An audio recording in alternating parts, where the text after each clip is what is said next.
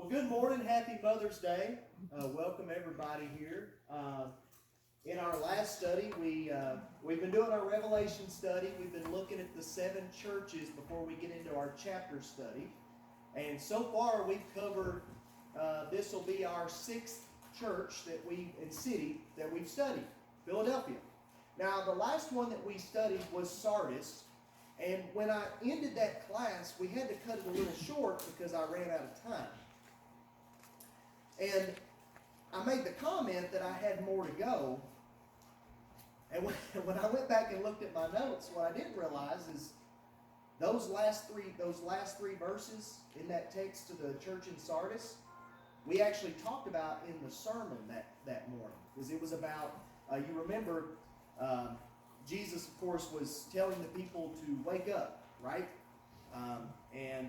He said in verse 5 there in chapter 3, he said, or verse 4, but you have a few people in Sardis who have not soiled their garments, and they will walk with me in white, for they are worthy. So what was the significance of that? And that's where we ended, because we ran out of time. And then if you were here for the lesson, you're going to hear a repeat here. But there was a context to this culture here. All right? There's a reason that Jesus said this to the Christians who were living in Sardis. Because remember, each church has its own distinct letter, right? Not all are the same. And so in that culture, in that city in particular, they worship the goddess Artemis. And they had this huge temple built for the goddess.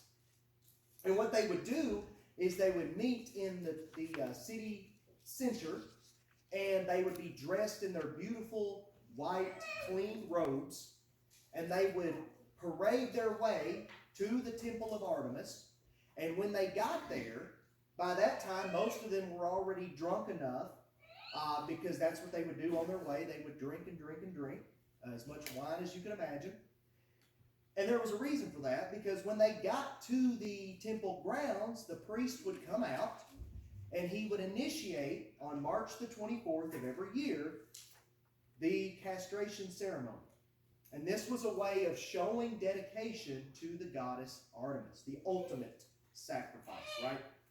And so if you were drunk enough, or dedicated enough, or both, then you probably participated in that. And so you can imagine a very chaotic scene in that, especially if you had a lot of people, a lot of males who were doing that. Sometimes they would self-castrate. Sometimes the priest would do the action. And it was believed that blood on your robe, if you committed that ultimate sacrifice to the goddess Artemis, that was a way of receiving her blessing. But you didn't have to receive the blessing. That was the catch. There was a rule there in little bitty print. And that was that if you got the blood of someone else on your clean robe, then you also received that blessing. So, yeah. So somebody had to make the ultimate sacrifice, right? And so, as horrible and painful as that sounds, this happened. This was a yearly thing that would happen for a long time, for probably, I would say, several hundred years. This occurred. So it's just wild to think that. And so there's a reason that Jesus kind of put that out there, and he talks about soiling your garments, and then those who are worthy will be with me in white, right? They'll be in their pure white. And it's interesting to look at that, because the blood of Christ does what? Does it stain our robes? What does it do? It cleanses. Yeah. Isn't that wild? Just what is it? What do you call that in English? Like, is that kind of like a paradox, or what would you call that? When you kind of have where blood would automatically stain, right? I mean, that's just what But the blood of Christ does not. It does the absolute opposite. It cleanses. It removes the stains that you have. So. Of sin.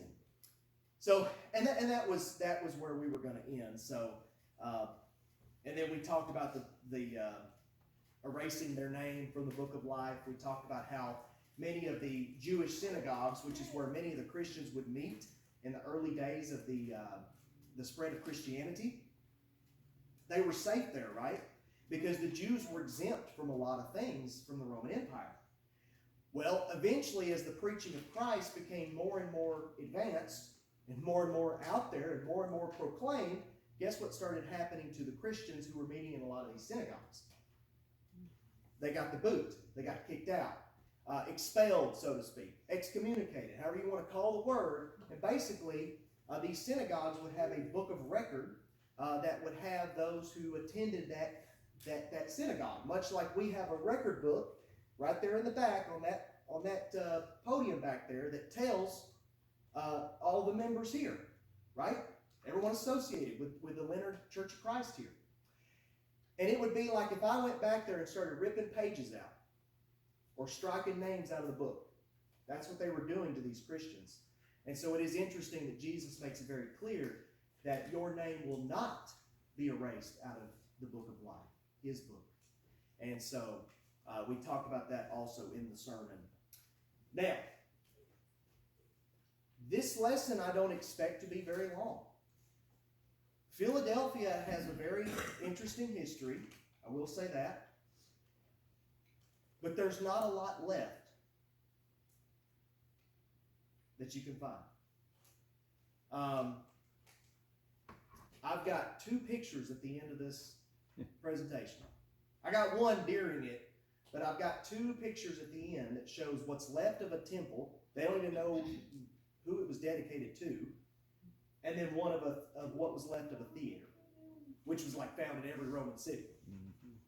So, understand that, yes, there may not be a lot there due to many reasons, which we'll talk about, but there's a lot of good history here with the city and the church in Philadelphia. So let's talk about it this morning. So the first picture you see, I guess there's 4 pictures total, but there's a picture right there. It shows you where Philadelphia is in location to Laodicea, which is our final church on the list, the final city, the 7th one, right? And then, just a spoiler alert, well, not spoiler alert, maybe like a hint, there's 2 cities right there. There's Hierapolis to the north of Laodicea and Colossae to the southeast. Those 2 cities will play a role in the way that Jesus talks to the church in Laodicea. So if you want to study up on that, sure, go ahead. I would encourage that. It has to do with their water. Okay. Remember that text Jesus talks about spewing you out of his mouth, right? So there's a play on context and culture there too, obviously. So as you can see where Philadelphia is located, it was actually not only located on the Roman mail route, but it was also located on the old Persian royal road, which actually went down to Laodicea, and it goes through Colossae and then out towards the east. Basically, it ran all the way to Susa. Which empire's capital city was Susa? Persia. Persia, yes. So, the old Persian road, I kind of gave it away, didn't I? No. Right, you already knew that, though, didn't you? So, let's go ahead and read the text as we get going this morning. Revelation 3, verse 7 through 13. I know Aiden just read this. I'm going to repeat what he read. To the angel of the church in Philadelphia write, he who is holy, who is true, who has the key of David, who opens and no one will shut, and who shuts and no one opens, says this, I know your deeds, and behold, I have put before you an open door which no one will shut, because you have a little power, and have kept my word, and have not denied my name. Behold, I will cause those of the synagogue of Satan, who say that they are Jews and are not, but lie, I will make them come and bow down at your feet, and make them know that I've loved you. Because you have kept the word of my perseverance, I also, sorry, that's a typo, will keep you from the hour of testing, that hour which is about to come upon the whole world, to test those who dwell on the earth. I am coming quickly. Your translation may say soon. Hold fast to what you have, so that no one will take your crown. He who overcomes, I will make him a pillar in the temple of my God, and he will not go out from it any more. And I will write on him the name of my God, and the name of the city of my God, the New Jerusalem, which comes down out of heaven from my God, and my new name. Name, name, name, name, name, name, name. Right? Why is Jesus so dominant on name? He who has an ear, let him hear what the Spirit says to the churches. So, as we always do, let's look at the origins and the beginning of the city of Philadelphia. Where did it come from? So the word derives from the Greek meaning brotherly love. But it was established in 140 BC. This was actually one of the... It wasn't a very old city in the region. It wasn't as old as, let's say, Pergamum, for example. It was founded in 140 BC by King Eumenes II. He was king of the Pergamum Empire. We've talked about that a little bit. His brother was Attalus Philadelphus II. So you can see the derivation, or where he derived that from. He named the city Philadelphia to show his love and loyalty to his younger brother, because he would actually pass the throne to Attalus II. Okay? And then after Attalus II ruled, it was Attalus III. And then you remember what Attalus III did upon his death? He gave up the Pergamum Empire to which empire? The Romans. Yes. This was a city that was built for commerce purposes. That was its main purpose. You remember in our study of Thyatira, its main purpose was to be a military garrison. It was a military town. Okay? Then you had a city like Pergamum, which was built for the reasons of governing. It was the governmental city, right? If you wanted to trade by land, this is where it gets fun in the context that Jesus preaches here. Because remember, at the beginning of the letter, he talks about a door. Door, door, door. He talks about opening and shutting doors. Well, one door. Well, if you wanted to trade by land route from Asia into Asia Minor, two regions of the world at that time, you had to pass through the city. That was the easiest route. And especially if you were trading, you probably had you had probably a lot of possessions with you. You probably had a lot of livestock with you. You may have had a lot of people with you. If you were a legion of soldiers, a lot of military men marching. You're going to choose the easiest route possible to get from point A to point B. You know, if you wanted to go from here to Cookville, you're not going to go in a straight line to Cookville, right? You just can't. Even if we had no road system, you just can't do that. You're going to transverse it the easiest way you can. You're going to avoid the steep hills and you're going to avoid all that. The rivers and all that. You're going to avoid it. Okay? This was the easiest route. And so, you see references to a key. You see references to a door at the very start of this letter to the Christians in Philadelphia.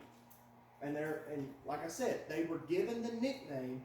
They were basically the doorway to the world, between two regions of the world. The city was located 40 miles southeast of Sardis. Not only was the city located, I just told you that, not only was it on the Roman mail route, but it was also on the Persian royal road.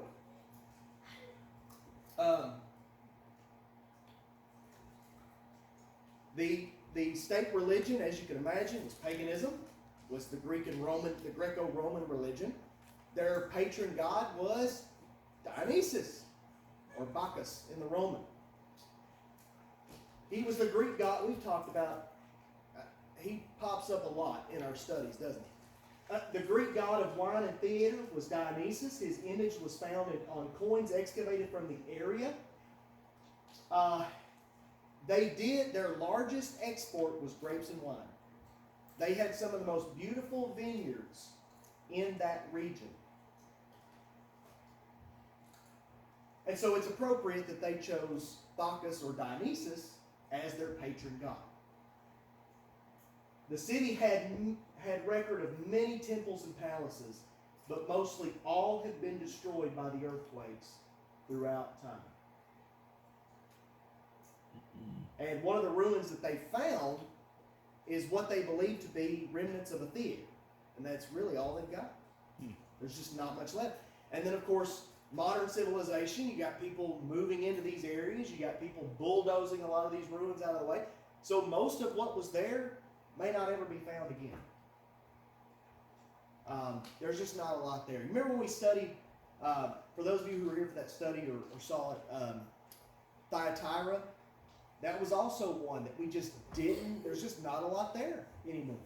It's covered up. It was like I think all we had was like a little bit of the Agora, the shopping center. That was it. Whereas like Sardis, there's a lot there. Ephesus, there's a ton there. Smyrna, yeah, we could talk about them all day long. We could look at pictures all day long of those cities. This is just not one of them. The city was known for being a missionary city, but not for the spread of the gospel type way that you, when you think of missionary. Actually, it was called a missionary city for the purpose of Hellenization, which was the spread of Greek culture and civilization to the rest of the world. Because remember, they were the doorway between two regions of the world. Those who actually lived in the city nicknamed the city Little Athens because of its magnificent palaces and temples that are no longer visible today. And what's pretty wild about this, we'll talk about the earthquakes here in a minute, but the earthquakes in the first century, it's almost like the earth was like in a jam at this time, and it just started, those plates just started shifting. Because when you look at the history of the earthquakes in this region, on this fault line that went across this area, there was like an earthquake every 5 years.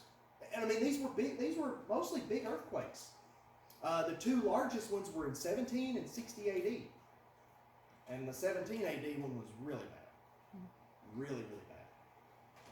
And we'll talk about that in a moment. Because that, a lot of those earthquakes had to do with a lot of the disappearance of a lot of these buildings and palaces and temples. Travelers would often stop in the city of Philadelphia for its hot springs. Hierapolis was another one that had wonderful hot springs. The largest, and of course I already said that, the largest export was wines and grapes and wine. They were known for their beautiful vineyards. Oh, there we go. Oh, okay, hold on. So, I'll just go ahead. So the region where Philadelphia and these other cities were at had a really hard time with earthquakes, and for a 40 to 50 year span, these earthquakes rattled the region from the first century, or in the first century, from basically early first century all the way to about the mid to late 60s AD. In 17 AD, one of the largest and most destructive earthquakes for that region hit, and it was nicknamed the Lydian earthquake because it basically shook the entire region of the Lydian region right there, which is kind of like modern day Turkey, okay? So think of that landmass. It was so devastating that Roman trade basically stopped overnight. Roads were destroyed, gates toppled, walls fell down, people lost their lives. This was the earthquake that when it hit Sardis, it was so bad that the Acropolis split, basically. And you remember what the Acropolis was? The highest city, right? It was a large, elevated mountain or hill that usually had a fortress or some type of smaller city on top. It's called a high city. And Sardis had a big one, huge. And we looked at the pictures of that. And all the pictures that you were looking at was a third of what it used to be. Because 1/3 of the mountain crumbled to the backside. The other third of the mountain fell forward and covered 300 acres of the residential district of Sardis. And this all occurred at night. So you can imagine how horrible this was. Most people were in their homes sleeping when this earthquake occurred. 13 cities total were destroyed by the massive quake. Sardis and Philadelphia number 2, Sardis number 1, were the most destroyed, the most devastated by this one earthquake. And that was because they were closer to the fault line. Emperor Tiberius, he was the emperor at the time, and he actually waived all taxes from that whole region for 5 years. And he gave the cities a certain amount each to rebuild. And to Philadelphia, he gave the equivalent of today's money, $600,000. I mean, they would have got somewhere. You know, today it probably would have got nowhere. But he could have built a house, right, with $600,000. Yeah. That's about it. But back then, they could have done a lot with that. So to thank him, we have a name change. We have a name change. You ever hear that? We got a name change here. Why is that significant? Go back to the text. Look at the end. Name, name, name. He brings that up. They changed their name. No, it doesn't stop here, so don't worry. They changed their name to Neo Caesarea, which meant city, new city of Caesar. And I got there in red letters, remember. You know, should have underlined it. Okay, so, and also, I didn't put this in there, but one of the historians, one of the Roman historians' records, basically he talks about how, like, every time they would rebuild their walls, they would just fall back up. It was a never-ending battle with these earthquakes. It was like, okay, let's rebuild, and then boom, destroy it again. Rebuild, destroy it again. And this happened, like I said, it was a period of like every 5 to 6 years or something. Wow. Okay. So, the Roman emperors would do something. What they would do is they would go into these devastated, disaster-stricken areas, and they would give the government officials money. Sounds familiar. Mm-hmm. Government does the same thing, right? And so they give the government a certain amount of money, and then after some time has passed, they would return.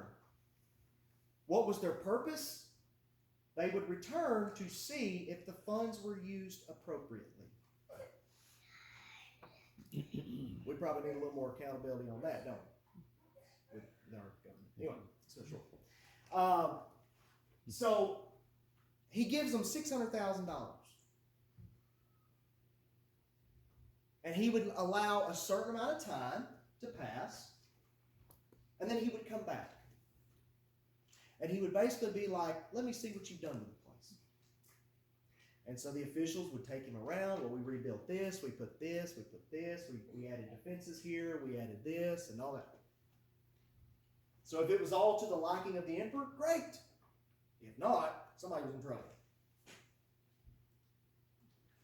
The Romans had a name for that. It was called a Perusian. Uh-oh, some of you see it. A Perusian. What did Jesus say? I am coming soon. So have things together, right? Domitian. Nobody liked that guy. Domitian, the last of the Flavian emperors, he had a Perusian. When he gave the city of Ephesus tons of money to build himself a temple on their Acropolis. And it was so large that if you were coming in from the harbor, you saw it from miles away. And you knew where you were. You knew that was Ephesus and that was Domitian. And when we talked about his temple back when we studied Ephesus, his temple was really unique because his temple was actually on top of this foundation structure, and this foundation structure had all these columns. And the columns, on each of these columns, was each of the legal gods of the Greco-Roman religion. So what that told the people, what that symbolized to you as a tourist or as a citizen, is Domitian was being held up by the gods. He is the one that decreed himself Lord and God. He's not the only one that did that. Nero thought of himself as a god. Caligula thought of himself as a god. But Domitian really, he let it get to his head pretty bad. So he had a Perusian. He would have returned to see how his temple looked. And I would say he was probably quite pleased. Because the artist renditions that there's not much there today. Obviously, we looked at the ruin pictures. There's just, all that's left of his statue was an arm and a head. And they've got that in the British Museum. And it was a 50-foot tall statue of him. Tiberius also had a Perusia when he returned to these cities in this area of Asia after he flooded them with money to rebuild after the 17 AD earthquake. So again, I say, notice the wording that Jesus uses in verse 11. Behold, I am coming quickly, or soon. The people would have been familiar with this language, and they would have known how important it was to be on good behavior. When the emperor showed up, not only should you be on good behavior, but you better be using your funds appropriately that he gave you. So Jesus is playing on that culture and on that context. Because notice to the other churches, he doesn't say that.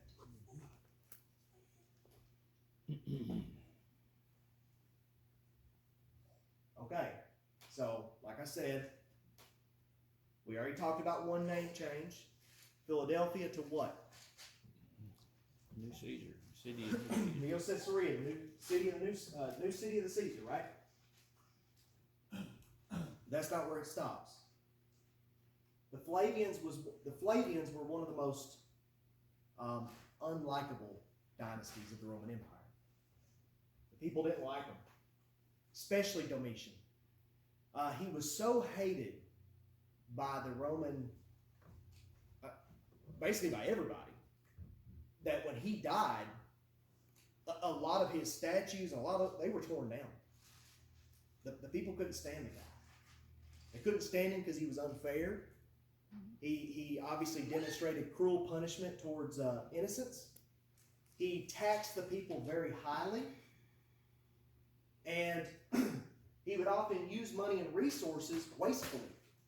He would use them on things that didn't matter to the people or to the good of the empire. So Domitian was the last of the Flavians to rule. And he was not favored by the citizens because of his high taxes in the region. During his reign, interestingly, if you go to Revelation chapter 6, verse 6, something's brought up about taxation. It says, Then I heard what sounded like a voice among the four living creatures saying, 2 pounds of wheat, that's a kilo of wheat, for a day's wage, and 6 pounds of barley for a day's wages, and do not damage the oil and the wine. Now, if you break the numbers down, you see a lot of similarities between that time and Domitian's reign.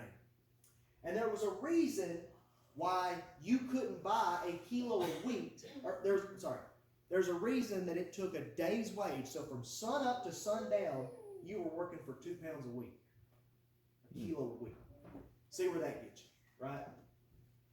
This is another reason why people couldn't stand the guy, because of his taxes. But there was a reason he was taxing the people so highly.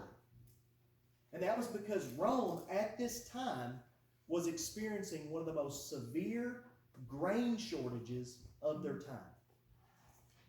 Grain was their oil of our day. If we didn't have oil, what would happen? If oil just depleted overnight, what's going to happen? Or it drastically reduced to where, because it's, can you imagine the chaos? Can you imagine what the governments of the world would do to what oil they have left? I think they would do what he did. They're going to tax it. Yes. They're going to get their money's worth of what they sell, exactly. So under the final reign of, under the reign of the final Flavian Domitian, they actually tried to change the name from Neo-Caesarea to Flavia. Another name change. And they do change it to Flavia, but it only lasts for a short time. Do you know why it was repealed?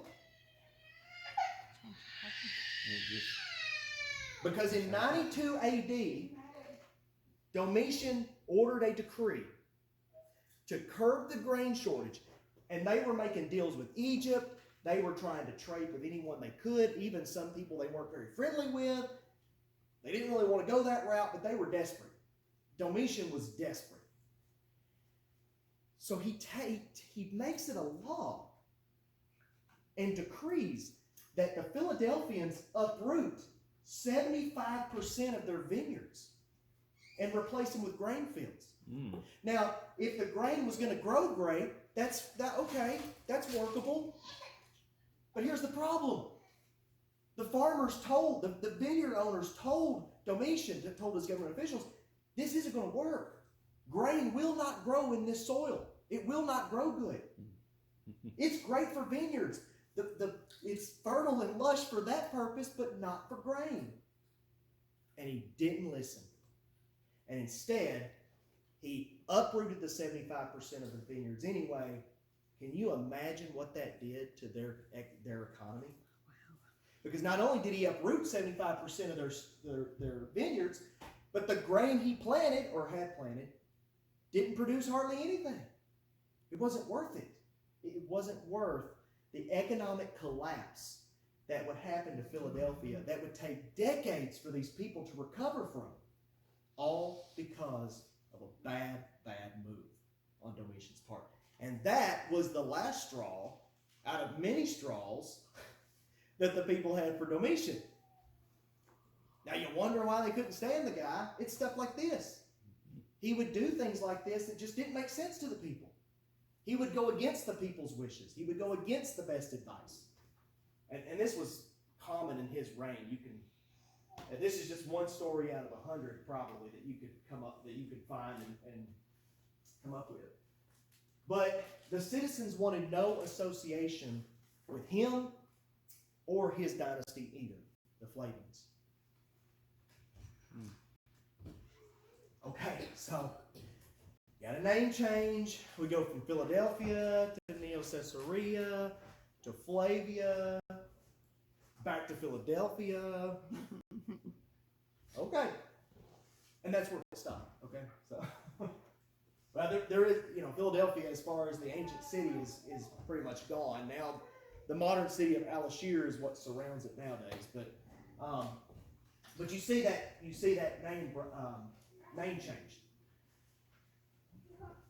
I am coming quickly. Hold fast to what you have, so that no one will take your crown. He who overcomes, I will make him a pillar in the temple of my God, and he will not go out from it any more. And I will write on him the name of my God and the name of the city of my God, the new Jerusalem, which comes down out of heaven, and my new name. Name. Three references to a name change. And the city underwent 3 name changes. Neo-Caesarea, Flavia, back to Philadelphia. So much chaos around this city and its simple title. And Jesus plays on the context. They would have understood why he said name. Whereas we read that, and if we don't understand that, we're like, that's a lot of repetition. There's a point. Jesus is making a point. With him, we are a new creation, right? With him, we have a new name. Would everyone agree with that? But he uses it in such a way to play on the history and the culture of their city, the context of their city. So, we got to go back to the Old Testament, because if you're going to read Revelation, you got to read the OT, the Old Testament. So we're going to go back to Isaiah 62, verses 1 through 5. For Zion's sake I will not keep silent, for Jerusalem's sake I will not remain quiet, until her vindication shines out like the dawn, her salvation like a blazing torch. The nations will see your vindication, and all the kings your glory. You will be a crown of splendor in the Lord's hand, and a royal diadem in the hand of God. No longer will you be called deserted and your land desolate, but you will be called Hephzibah, and your name Beulah. For the Lord will take delight in you, and your land will be married. As a young man marries a young woman, so will your builder marry you. As a bridegroom rejoices over his bride, so God rejoices over you. Now you see that in the New Testament. You see a lot of similarity there with Jesus' relationship with the church, the bridegroom and the bride, right? But do you see the similarities between this text and the letter of Philadelphia when it comes to name change? Because remember, he's saying, no longer will they call you this, but you will be called this. You will be called this by God, who actually matters, right? And not only that, but you also see that reference of crown. It says, hold fast so that no one takes your crown. And you see reference of that also in Isaiah 62. John knew what he was doing. Jesus knew what he was talking about when he's trying to bring Old Testament text. And we say Old Testament, New Testament, right? When he tries to bring that text into Revelation, he's doing it for a reason. Understand that a lot of the people that were in these house churches, basically, a lot of them were Jewish converts. They would have understood this. I think they would have seen this a lot clearer than the way we see it today. I believe that 100%. Yeah, for sure. Now, something else. If we go all the way down to the end of Revelation 3, he says, he who overcomes, I will make him a pillar in the temple of my God. Uh-oh. Where does that come from? The Acropolis. Well, if we read, let's go back to the Old Testament. Let's go back again. Let's go to 2 Chronicles, chapter 3. He also made 2 pillars for the front of the house. This is this temple that Solomon had built, remember? Mm-hmm. And it gives the dimensions. Well, there's a lot of dimensions, a lot of details. But we're going to look at this one in particular. He made 2 pillars for the front of the house, 52.5 feet tall, the capital on top of 7.5. He made chains in the inner sanctuary and placed them on top of the pillars. And he made 100 pomegranates. No, these were not the literal fruit. They would have rotted within days, and they would have to keep putting new fruit up, right? Imagine that being your job. No. These were actually like a brass or like a ceramic coated. It would have looked like a pomegranate, and it symbolized something to the Jewish culture. It wasn't like it was some fruit that they just liked. But these were often brass, and basically he erected these pillars in front of the temple, one on the left, one on the right. That's another typo. And named the one on the... See, I messed that up big time. And you know what's crazy is I fixed that yesterday. I don't know what happened. Okay. The one on the left was Jachin, and the one on the right was Boaz. Okay, so he named the pillars. So not only does Solomon have these large pillars erected at the front door of the temple, what was important about the door? What are we talking about? Philadelphia. Doorway between 2 regions of the world, right? That was their nickname. But also, he named them.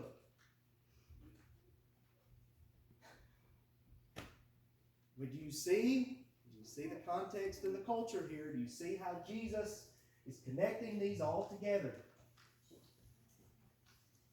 Now there is something else here as we wrap this up. I want to. So we talked about the synagogues. We talked about how it got to a point where the Jews were exempted from a lot of things by the Roman Empire. They were kind of given a pass for a lot of things. Christians were not given any passes.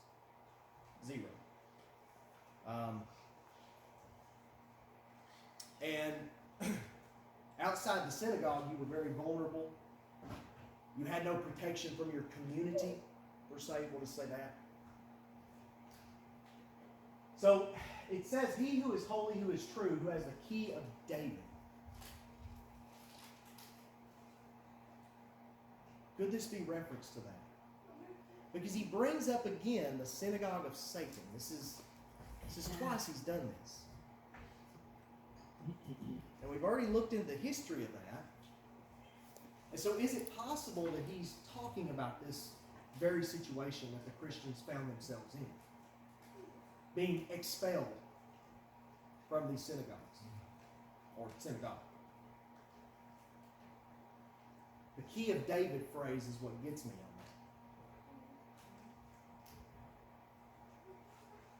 that. And again, he talks about opening and shutting doors that only he has the power to open and shut. And if he opens them, no man can shut them. If he can shut them, no man can open them. Could that be a direct reference to the exact situation that the Christians were enduring in cities all across the region, but in particular here? And I believe, is the other one Pergamum? Or no? I just lost my train of thought. There were two, though, that he brings up, synagogue of Satan. And what's interesting about the church in Philadelphia is, do you notice anything negative? Were they lectured on anything to correct?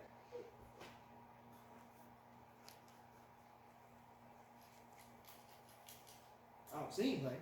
Do you? So they got a good letter, or a good introduction. We've read a few that did not. Then you got Laodicea. They don't get too great of one either, as far as praises. But Philadelphia gets really nothing but praise and thankfulness that they've upheld Jesus Christ, that they've upheld his teachings, and that despite the no doubt massive persecution that they were facing, they were still spreading the gospel in that city.